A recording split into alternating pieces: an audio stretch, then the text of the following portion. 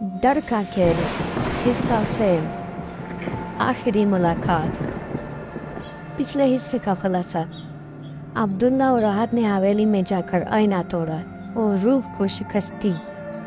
ریان کی حالت بہتر ہو گئی مگر اسپتال میں ایک نرس نمودار ہوئی، سفید لباس میں، آنکھیں سرخ۔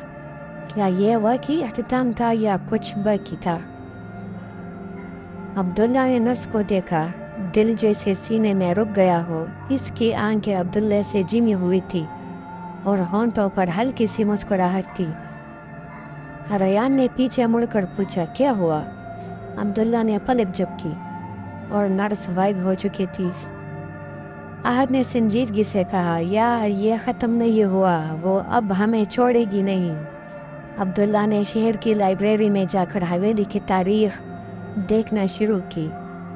کئی گھنٹوں بعد ایک پرانی کتاب ملی جس میں وہی حویلی درج تھی۔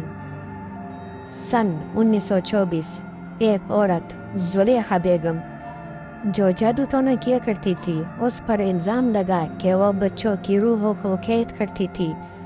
گاؤں والوں نے اسے زندہ جلا دیا۔ مرتے وقت اس نے قسم کھائی، جو کوئی بھی میرے گھر میں قدم رکھے گا وہ میرے ساتھ جڑ جائے گا ہمیشہ کے لیے۔ عبداللہ نے کتاب بند کی اور آہستہ سے کہا، زلیخا تو یہ تم ہو؟ عبداللہ، احد اور ریان نے فیصلہ کیا، یہ سب ختم تب ہوگا جب زلیخا کی باقیات کو عزت سے دفنایا جائے گا اور وہ آئینہ جس میں اس کی روح قید ہے مکمل طور پر خاک میں ملا دیا جائے۔ تینوں دوست دوبارہ حویلی کی طرف روانہ ہوئے، اس بار مکمل تیاری کے ساتھ۔ تجویزات، نمک، تیل کی بوتل اور ایک خاص لکڑی کا صندوق جس میں زلیخا کی ہڈیوں کو محفوظ رکھنا تھا۔ حویلی اس رات اور بھی زیادہ بھیانک لگ رہی تھی، جیسے وہ جانتی ہو کہ آخری جنگ ہونے والی ہے۔ اندر داخل ہوتے ہی دروازہ بند ہو گیا۔ ہوا میں چیخوں کی آوازیں تھی اور دیواروں پر خون کے نشان بننے لگے۔ اچانک زمین ہلنے لگی اور ایک درار سے نیچے ایک کمرہ نمودار ہوا، وہی تہخانہ جہاں ریان غائب ہوا تھا۔ تینوں بچے اترے، روشنی کم مگر ہاتھوں میں تعویذ کی طاقت تھی۔ درمیان میں ایک بڑی راکھ کی ڈیری تھی، زلیخا کے باقیات۔ ریان نے جیسے ہی صندوق آگے بڑھایا، زلیخا کی روح ظاہر ہوئی، مکمل شکل میں چیختی غصے میں، تم نے مجھے قید کیا، اب تمہیں بھی ہمیشہ میرے ساتھ رہنا ہوگا۔ روشنی ٹمٹمانے لگی۔ عبداللہ نے بلند آواز میں سورہ بقرہ کی آیات پڑھنا شروع کی۔ احد نے نمک کی لکیر بنائی۔ ریان نے صندوق کھولا اور باقیات کو احترام سے اندر رکھا۔ زلیخا چیخی، نہیں، مجھے فراموش نہیں کیا جا سکتا۔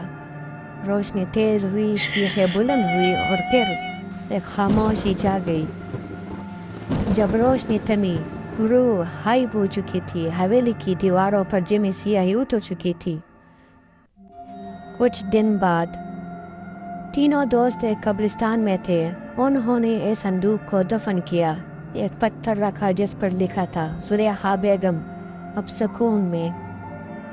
عبداللہ نے آخری بار دعا کی اور سب خاموشی سے چل دیے۔ راستے میں ایک بچی ان کے پاس سے گزری، سفید لباس پہنے اور سرگوشی میں بولی، شکریہ، اب میں جا سکتی ہوں۔ عبداللہ نے مڑ کر دیکھا، وہاں کوئی نہیں تھا، بس ایک ہلکی سی بو باقی تھی۔